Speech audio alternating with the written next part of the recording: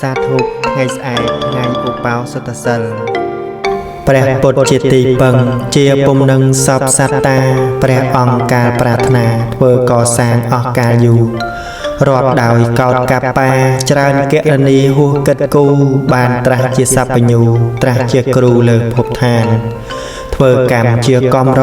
សត្វនិកត្រាប់ពុំបានតោកយ៉ាលំបាកប្រាណព្រោះប្រយោជន៍ដល់សពសត្វខ្ញុំសូមអោនសិរសាចិត្តប្រាថ្នាបង្គំថ្វាត់ព្រះពុទ្ធករុណាសត្វនោះជាទីពឹងសពកាលសត្វតែងកើតស្លាប់បងព្រោះចំណងកម្មជាគោលឲ្យវិលវល់អន់តូលក្នុងភពតូចនិងភពធំហេតុតែមិនដឹងធัวជាម្ចាស់ល្អស្អាតសុខុម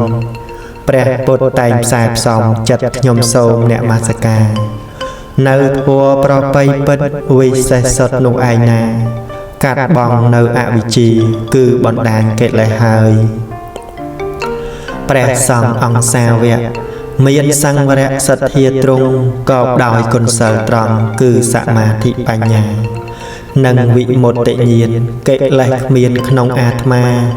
ជាបញ្ញខេតាជនត្រូវការជាកុសលខ្ញុំសូមអោនសេរស័យដល់ព្រះអរិយបុគ្គលជាបុត្រព្រះទុសពលជាមង្គលដល់សពសត្វធម៌ទាំងឡាយចាប់ផ្ដើមពីចិត្តទៅមុនសេចក្តីល្អឬអាក្រក់ទាំងឡាយចាប់ផ្ដើមពីចិត្តទៅមុនចិត្តជាអ្នកសាងនៅចិន្ទនាការគំនិតល្អឬគំនិតអាក្រក់ជាធម្មជាតិដែលមានអំណាចដាច់ខាតក្នុងការឲ្យសុខឬឲ្យទុក្ខដល់បុគ្គល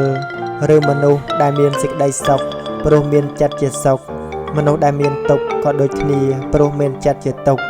ចិត្តគឺជាធម្មជាតិដែលនាំសេចក្តីសំខាន់ដល់ក្រៃលែងក្នុងរឿងសុខទុក្ខនៃជីវិត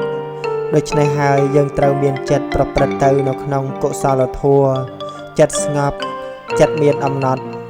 ចិត្តល្អប្រព្រឹត្តទៅដោយកល្យាណធម៌នោះទើបជីវិតយើងប្រព្រឹត្តទៅជាសុខទៅបានចិត្តជាធំលោកធម៌ទាំងឡាយមានចិត្តជាធំរួមប្រមូលផ្ដុំឧត្តមលើចិត្តចង់សាចឬយំអន់ឬប្រណិតសម្រេចដោយចិត្តជាអ្នកកំណត់ជនណាមានចិត្តទោសៈកើតហើយឥតធ្វើល្អឡើយអាក្រក់ប្រកបទោះនិយាយស្ដីចង្រៃជូរចត់ទាំងកាយទាំងមាត់អត់មានកុសលព្រោះតែអំពើអាក្រក់នោះឯងក្តីទុក្ខរមែងដេញតាមបុគ្គលដូចកង់រទេះតែងតែវិលវល់តាមគោមង្គលដែលអស់ដូច្នេះ